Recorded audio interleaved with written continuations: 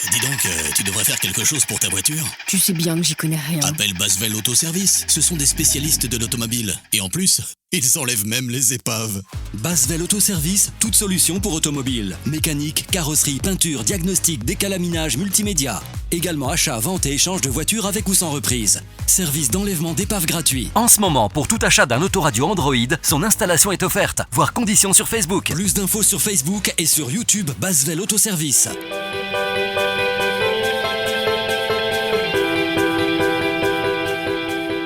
Alors, chers amis, nous sommes à côté de deux autoradios qui ont l'air identiques. Regardez, ils sont vraiment identiques. La seule différence, c'est que celui-là, il est un petit peu plus jaune, c'est tout. Mais sinon, au niveau de l'écran, c'est exactement tout pareil, identique. Et regardez à l'arrière. Quand il y en a qui s'obstinent à dire oui, mais c'est les mêmes produits. Donc, regardez les connectiques. Vous savez ici, les connectiques qui se trouvent en haut. Là, elles se trouvent en bas. Regardez ici, une connectique misérable. C'est-à-dire que là, regardez, ici, nous avons bien une connectique qui se trouve ici et l'antenne ici. Regardez, ici, il y a deux antennes. Il y en a une ici, il y en a une autre là. Plus ce câble-là pour le GPS, plus encore un autre ici GPS. Donc, on ne sait même plus sur lequel il faut se brancher. Donc, au niveau de l'électronique, vous voyez, ça n'a rien à voir. Mais vraiment rien à voir. Donc, en plus, regardez, c'est la raison aussi qu'on a ces deux produits. C'est parce que le client il a acheté donc en faisant confiance sur un site. Et le problème, regardez, je vais vous le montrer.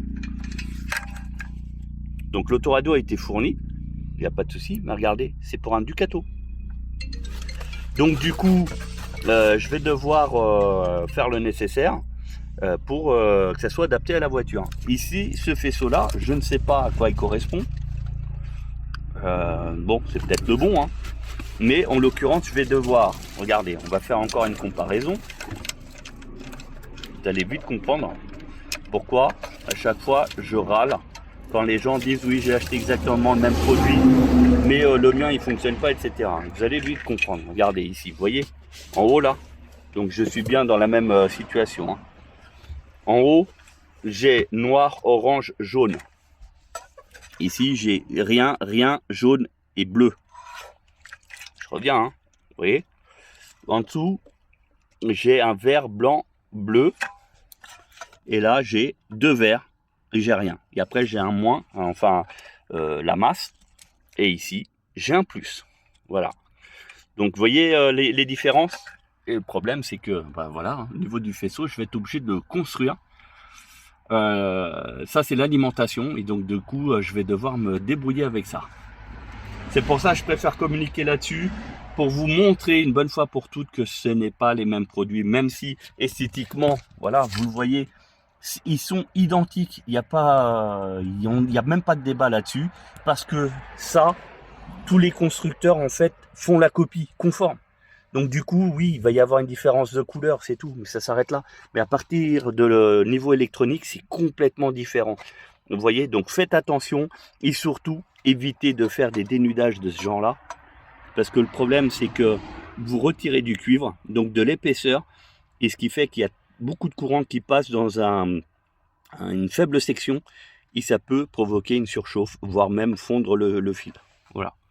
Bon, c'était une vidéo comme ça pour vous montrer les différences. Bah là, du coup, j'étais obligé d'aller chercher une prise sur laquelle je vais construire pour brancher sur la voiture. Alors au niveau branchement, j'ai à peu près fait ce qu'il fallait, mais regardez, moins 39 alors qu'il doit faire à peu près du 10 degrés. Au niveau branchement, donc j'ai fait ici donc le principal, plus après les deux là qui sont reliés sur les fils là-bas que j'ai au préalable repéré. Mais malgré ça, ça ne fonctionne pas du tout. Pourquoi? Parce qu'en fait, ce n'est pas le faisceau adapté pour la voiture. On est sur du multiplexé. Ça veut dire qu'ici, dans les deux fils là, vous avez des informations différentes qui sont pour l'autoradio, mais aussi pour d'autres informations de la voiture. Et du fait que l'autoradio n'est pas approprié, alors qu'il a bien le look pour Fiat 500, hein, on est d'accord. Mais comme l'autoradio, le faisceau ici, il n'est pas prévu pour la Fiat 500, bah du coup, ça présente des problèmes de compatibilité. Donc là, ça va, ça marche. Allez-y, hein, vous pouvez pianoter, il n'y a pas de problème. Donc ça fonctionne, mais regardez, on retire la clé et l'autoradio, il reste allumé. Vous voyez? Et normalement, il devrait s'éteindre. Voilà. Et même si on veut l'éteindre, en appuyant ici, eh ben, il s'éteint pas. Voilà. Donc, d'ailleurs, hein, surtout pour les gens là qui veulent adapter, ne coupez jamais les fils de la voiture. Jamais. Parce que ça, c'est une tannée après pour repérer. On perd énormément de temps. Voilà. Bon, allez, on va continuer. Objectif, c'est de réussir quand même. Alors, au niveau des branchements, j'ai fait quelques essais. C'est pour ça que vous voyez des fils dénudés, parce que c'est du multiplexé, donc c'est très compliqué. Là, l'autoradio, on arrive à le faire fonctionner uniquement manuellement, en fait, à l'ancienne. C'est-à-dire qu'on appuie sur le bouton, il s'allume, et puis il finit par s'éteindre, etc.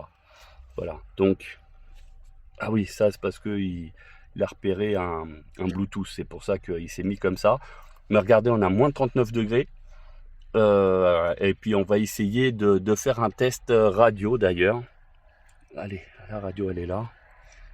Et on va voir si vraiment il capte quelque chose ou pas. Il y en a beaucoup, hein. Non, lui, il est vraiment bon, déjà ça capte pas mal. Je m'attendais à pire. Et là, normalement 107.0, c'est Fun Radio.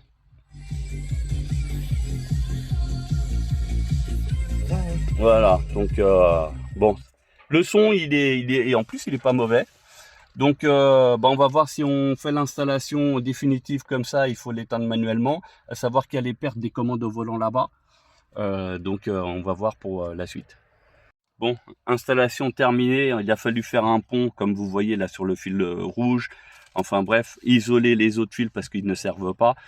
Là du coup on va tout plaquer, on a mis l'antenne GPS, l'antenne FM, donc il capte pas trop mal malgré ça, et puis il fonctionne relativement bien, mine de rien. C'est juste le problème des commandes au volant, bon bah ça c'est perdu, et puis il manque la cage aussi pour la fixation, donc à mon avis on va jouer avec du double face.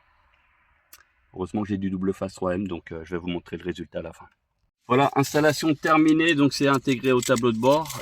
Il suffira juste de rajouter le petit caisson pour qu'il soit bien fixé et qu'il ne bouge plus. Et voilà, donc j'espère que cette vidéo vous a intéressé et surtout informé sur les risques que vous pouvez avoir en achetant sur internet.